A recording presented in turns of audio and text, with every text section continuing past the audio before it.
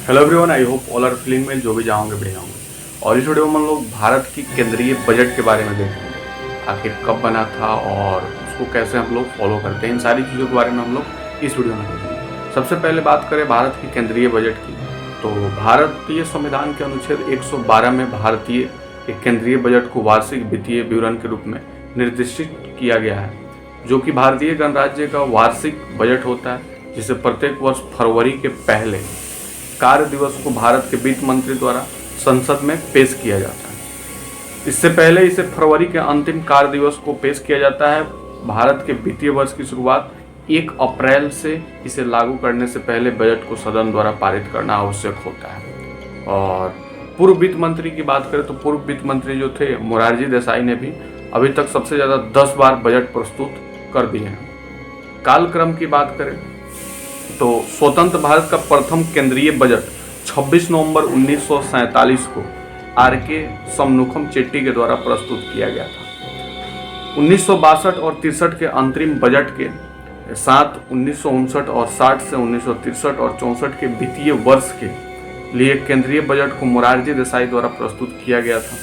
1964 और 1968 में फरवरी 29 को अपने जन्मदिन पर केंद्रीय बजट पेश करने वाले एकमात्र वित्त मंत्री बने थे जो अपने जन्मदिन पर केंद्रीय बजट पेश किए थे।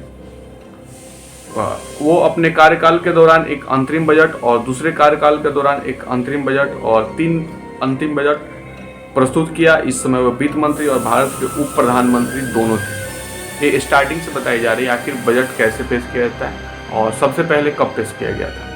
देसाई ने इस्तीफा देने के बाद उस समय की भारत की प्रधानमंत्री इंदिरा गांधी ने वित्त मंत्रालय के पदभार को संभाल लिया और साथ ही वित्त मंत्री के पद को हासिल करने वाली एकमात्र महिला भी वो बन गई थी इंदिरा गांधी। वित्त पोर्टफोलियो को हासिल करने वाले राज्यसभा के पहले सदस्य प्रणब मुखर्जी ने 1982, 83, 1983, 84 और 1984 और 85 के वार्षिक बजट को प्रस्तुत किया था। वीपी सिंह के सरकार छोड़ने के बाद 1987 और 89 के बजट को राजीव गांधी ने प्रस्तुत किया और मां और दादा के बाद बजट प्रस्तुत करने वाले वे एकमात्र तीसरे प्रधानमंत्री बने थे। एनडी तिवारी ने वर्ष 1988 और 89 के लिए बजट प्रस्तुत किया और 1989 और 90 के लिए एसबी चंप, जबकि मधु दंडवते ने 1990 और 91 के लिए केंद्रीय बजट प्रस्तुत किया था। डॉक्टर मनमोहन सिंह ने भारत के वित्त मंत्री बने, लेकिन चुनाव की व्यवस्थावश उन्होंने 1991 और 92 के लिए अंतरिम बजट प्रस्तुत किया था।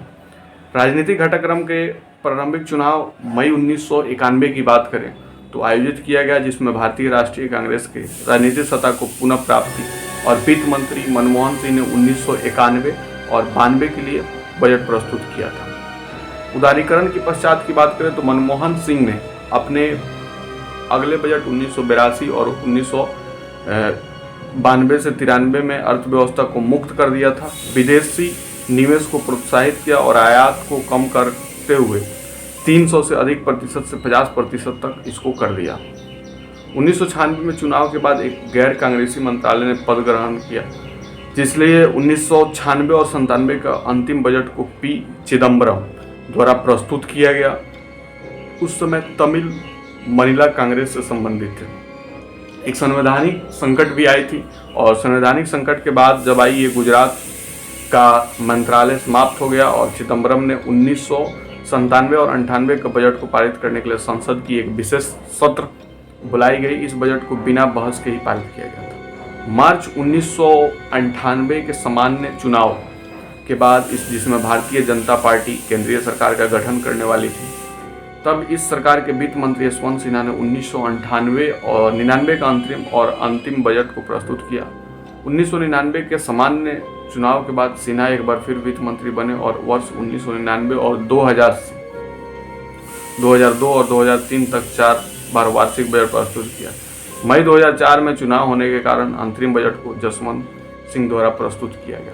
बजट घोषणा का समय वर्ष 2000 तक केंद्रीय बजट को फरवरी महीने के अंतिम कार्य दिवस को शाम 5 बजे घोषित किया जाता है और यह अभ्यास औपनिवेशिक काल से विरासत में मिला था, जब ब्रिटिश संसद दोपहर में बजट पारित कर रही थी, जिसके बाद भारत ने इसे शाम को करना आरंभ किया।